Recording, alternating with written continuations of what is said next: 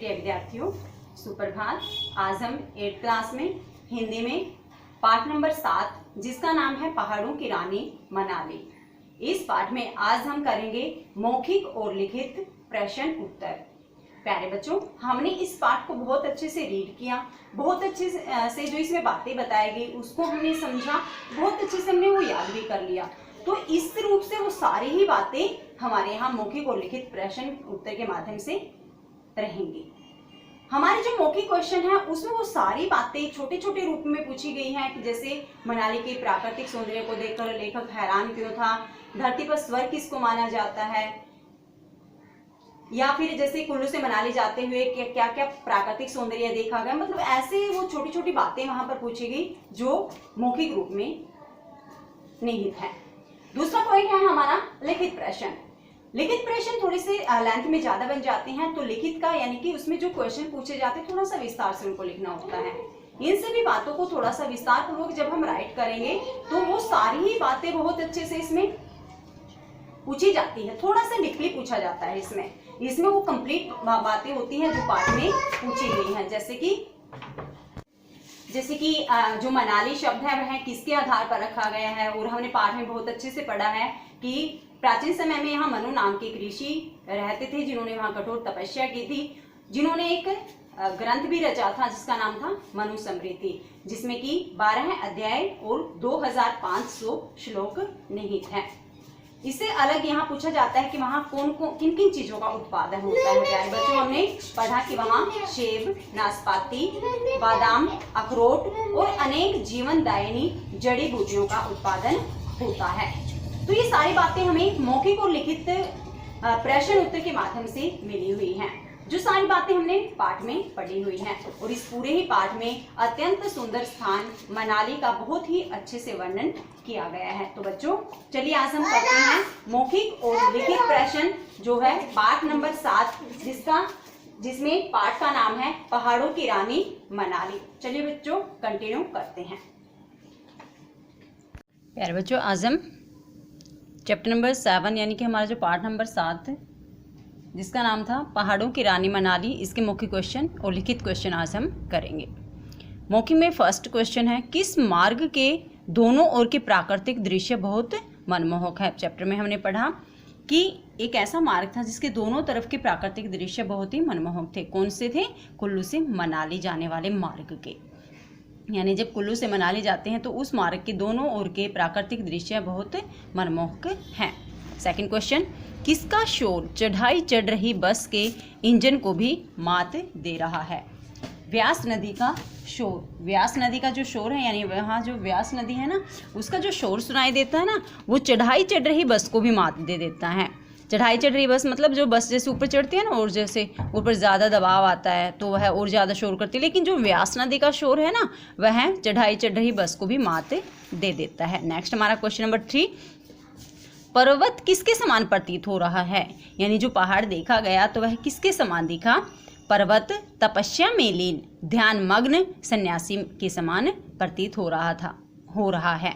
देखिए वह जो पर्वत है किसके समान दिखाई दे रहा, ध्यान मग्न सन्यासी, यानी जो सन्यासी ध्यान में मग्न रहते हैं उनके समान वह प्रतीत हो रहा था। पर्वत से बर्फ जल्दी ही क्यों गल गई, यानी जो पहाड़ पर बर्फ गिरी थी मनाली में तो वह जल्दी ही क्यों गल गई थी, गर्मी के कारण, यानी गर्मी के कारण पर्वत से बर्फ जल्दी ही गल गई। नेक्स्ट हमारा क्वेश्चन नंबर 5, धरती का स्वर्ग किस स्थान को कहा जाता है। तो हमने चैप्टर में पढ़ा कि कश्मीर को धरती पर क्या माना जाता है, स्वर्ग, यानी कश्मीर को धरती का स्वर्ग माना जाता है। नेक्स्ट हमारा क्वेश्चन नंबर 6, कुल्लू में किन किन चीज़ों का उत्पादन किया जाता है, यानी कुल्लू में क्या कौन कौन सी चीज़ें पैदा होती हैं। कुल्लू में हमने पढ़ा सेब, अखरोट, बादाम, नाशपाती और विभिन्न प्रकार की जीवनदायिनी जड़ी बूटियों का वहाँ उत्पादन किया जाता है, यानी कि कुल्लू में सेब का उत्पादन होता है, अखरोट मिलते हैं वहाँ, बादाम, नाशपाती और अनेक ऐसी जड़ी बूटियाँ जो कैसी हैं, जीवनदायिनी, यानी कि जीवन देने वाली।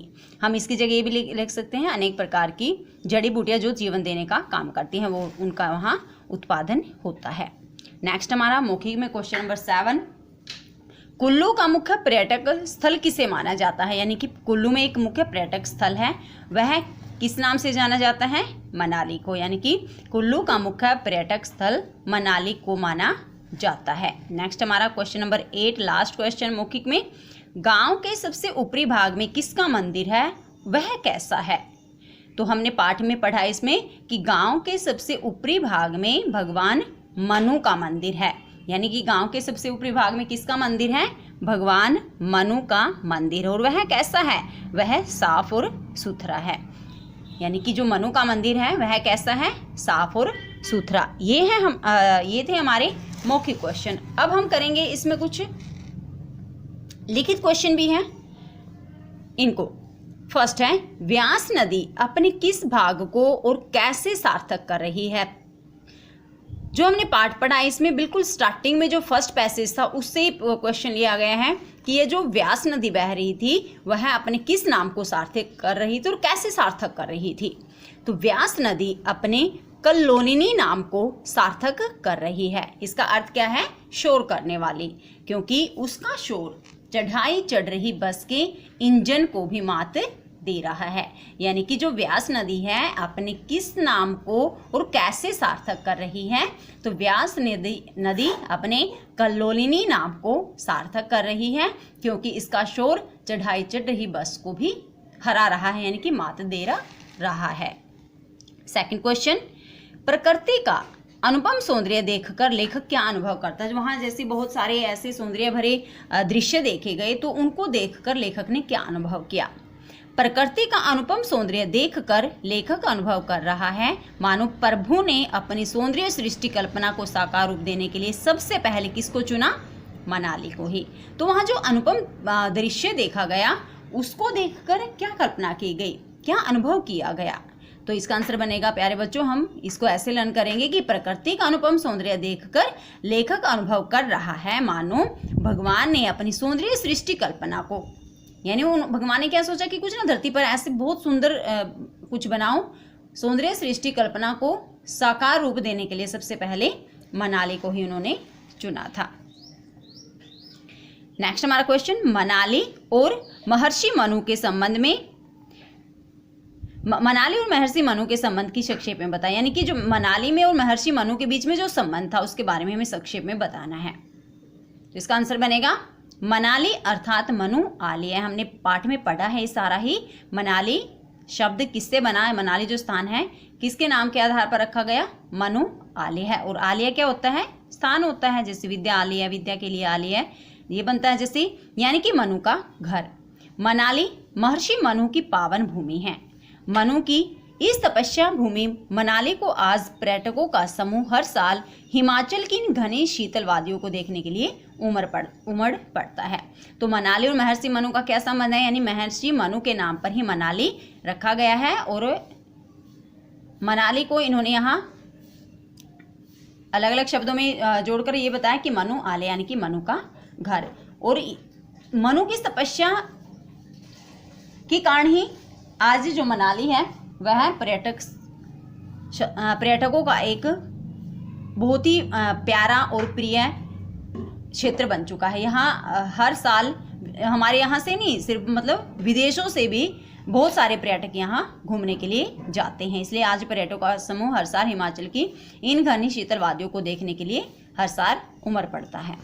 विपाशा नदी के बारे में आप क्या जानते हैं, लिखे। यानी कि हमारा एक पैसेज आया था, लास्ट सेकंड पैसेज था विपाशा नदी पर, कि वो जो विपाशा नदी है उसके बारे में हमें संक्षेप में बताना है। इसमें विपाशा नदी को हिमाचल की नदियों में श्रेष्ठतम माना जाता है। यानी कि जो विपाशा नदी है उसको हिमाचल में जितनी भी वादियां हैं, जितनी भी नदियां हैं, उनमें विपाशा नदी को सबसे श्रेष्ठ माना जाता है। वैदिक काल में इसका नाम विपास था। यानी वैदिक जो काल था इसमें विपाशा नदी का नाम था विपाश। शाब्दिक अर्थ के अनुसार विपाश का अर्थ है बंधन रहित या बंधन मुक्त। तो विपाश शब्द का अर्थ क्या है, बंधन रहित और बंधन मुक्त, अर्थात जिस पर कोई बंधन नहीं होता।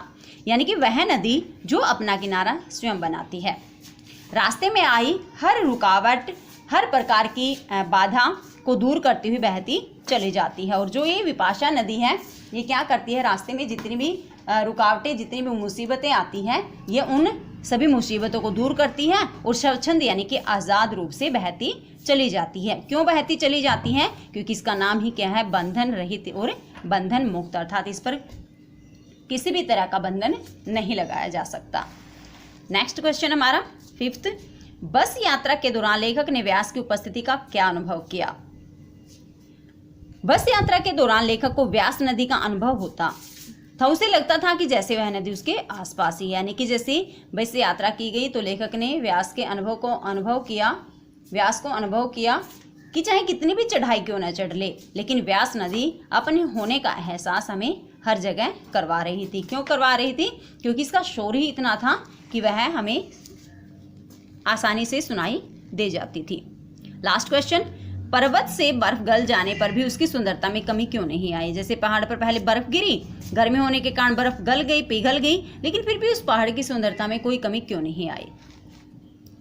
पर्वत से बर्फ गल जाने पर भी इसलिए उसकी सुंदरता में कमी नहीं आई क्योंकि वह पर्वत तपस्या में लीन ध्यान मग्न सन्यासी के समान लग रहा था। सेम यही क्वेश्चन हमने मौखिक में भी किया, लेकिन उसमें क्वेश्चन थोड़ा अलग था, तो वही आंसर है यहाँ भी। देखो कि वह पहाड़ तपस्या में लीन सन्यासी यानी ध्यान मग्न सन्यासी के समान लग रहा था। इसी कारण जो पर्वत पर जो बर्फ थी उसके पिघल जाने पर भी पर्वत की सुंदरता में कोई भी कमी नहीं आई थी।